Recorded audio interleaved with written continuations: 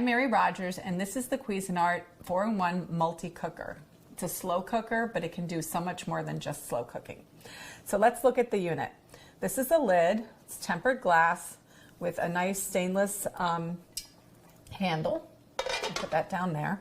This is your roasting rack, which comes with the unit. Put that over there. This is your movable cooking pot. It's non-stick. It's great too because I'm going to show you in a little bit how to make a recipe where we're going to brown and saute. And that's really important to be able to do in your slow cooker because it also eliminates all the steps of cooking on top of the stove and then putting the ingredients in the cooker. So this product you can actually cook right inside the cooker. You can brown and saute, and you can do, you know, a really great job at developing flavors so your dishes come out really tasty. So let's look at the front. The body of the unit is made out of brushed stainless steel. It has two cast handles on the side, which make it easy to move it around if you need to move around your kitchen. And in the front, this is your touchpad panel. Basically, you'll notice there's four main features on the top. This is slow cook. So you press slow cook, and you can adjust the temperature by pressing plus. And across the bottom, you're going to see that it goes from high, low, to simmer to warm. Okay.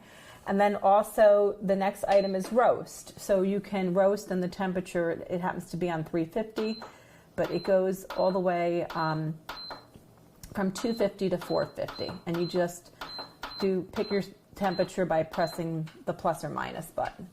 The next is brown saute. And the same thing, you just pick your temperature by pressing the button. And last item is steam. This is where you're going to actually use this rack. You're going to put it inside. And one of the things I like to do with it is I like to steam artichokes because it's like really easy and simple to do, and you can get a lot of artichokes in there at once.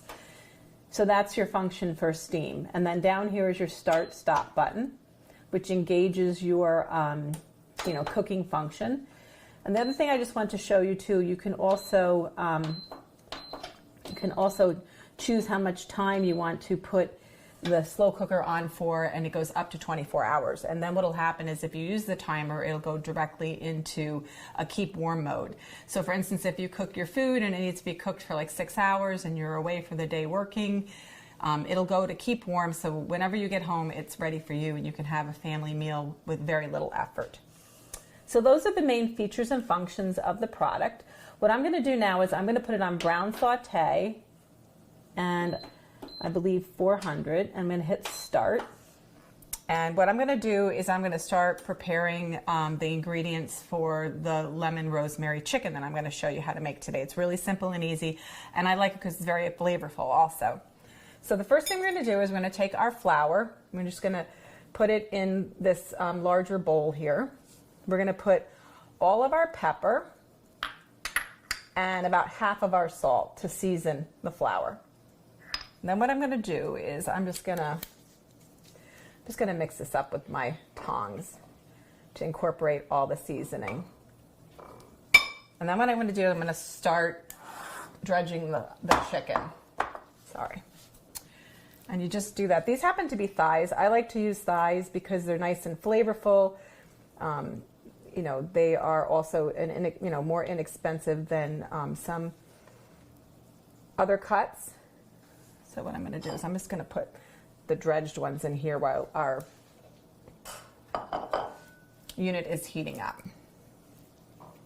So I'm just keep going. I'm going to do about 6 thighs at one time. That's a good amount.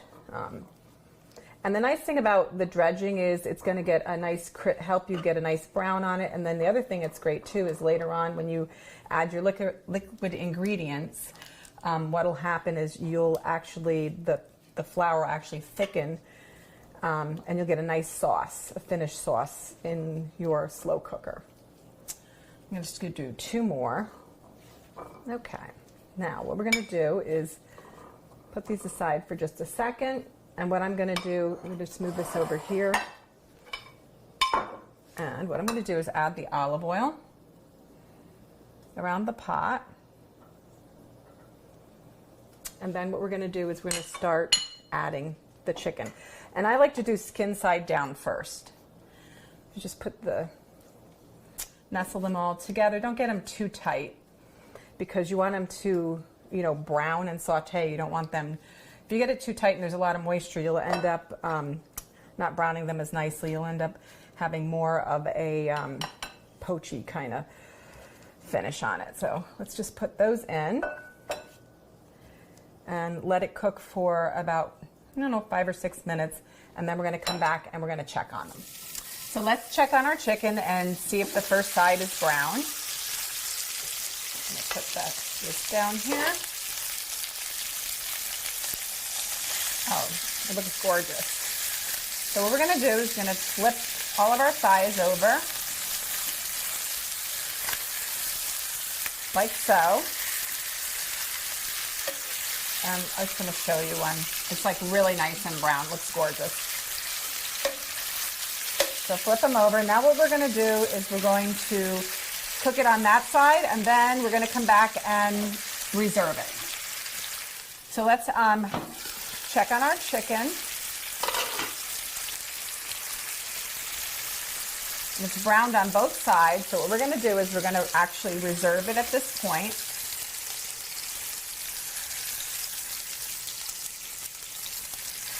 And what we're going to do is we're going to go to the next step in our recipe, which is really simple and easy. And that is we're going to add all of the onions. This is going to add a great flavor to your chicken recipe, and the garlic. And then what we're going to do is we're going to saute this. I'm going to turn the temperature down to, I believe, 325.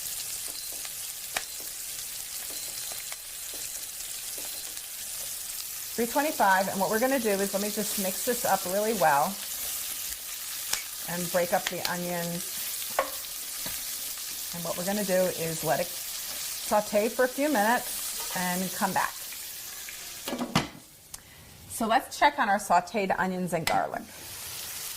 One thing I want to mention is earlier I said that we should be sauteing the onions and garlic on 325, and I checked the recipe and it's actually 375. So you can see how nicely reduced those are. Now what we're going to do is we're going to add the rest of the salt, the rosemary sprigs.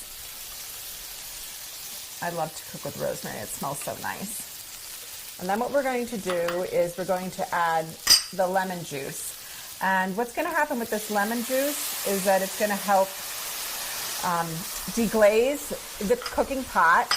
You can see how it's starting to turn brown. That's actually going to do a really nice job lifting all of the, the flavors that you've developed off the bottom of the pan, and that's going to help make the dish so much more flavorful. So next what we're going to do is we're going to add the little bit of chicken broth. And that smells really good. This is the lemon zest. So add that. I love this recipe because it's so flavorful. I love the combination of lemon and rosemary. So the last couple of things that we're going to do is we're going to nest our chicken thighs directly on top of the onion mixture and all of the rest of our ingredients, just like so. And then what we're going to do, the last step, is to add our lemon slices. Just add them right on top of the chicken, like so. And now what we're going to do is we're going to automatically switch. You can do this, you don't have to turn the unit off. We're going to automatically switch to slow cook just by pressing the slow cook button, and it automatically went on low. Now what we're going to do is we're going to set the time for 6 hours. And we're just going to let it continue cooking. We're going to come back and I'm going to show you how to plate it up. So let's check on our lemon rosemary chicken. It's all finished. We're going to plate it up now. And what I did here was we have some rice. It's a good thing to put your chicken over. Let's just bring the bowl to the chicken. And you look how tender and juicy it looks. Just put it right on top. I'm going to add a little lemon. The lemon totally disintegrates. Add some of the See how thick the gravy got from adding the dredging the chicken in the flour? Just do another one.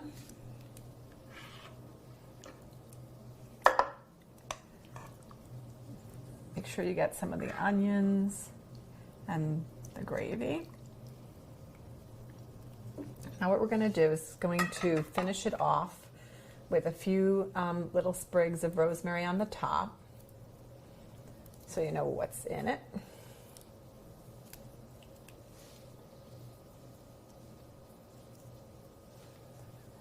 The great thing about a Cuisinart multi-cooker, the 4-in-1 multi-cooker, is that you can make beautiful, tasty meals quick and easy. While you're away from the home, it's cooking, you come back and you have a beautiful meal for you and your family.